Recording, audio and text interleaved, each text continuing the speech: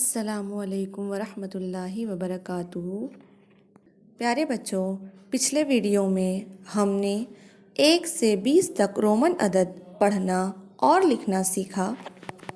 हमने देखा कि 1 के लिए कैपिटल I, 5 के लिए कैपिटल V और 10 के लिए कैपिटल X इस्तेमाल किया जाता है। उसी तरह मज़ीद आगे के आदाद लिखने के लिए जिन हुरूफ का इस्तेमाल किया जाता है वो कुछ इस तरह से हैं। 50 के लिए कैपिटल L, 100 के लिए कैपिटल C, 500 के लिए कैपिटल D और 1000 लिखने के लिए कैपिटल M का इस्तेमाल किया जाता है।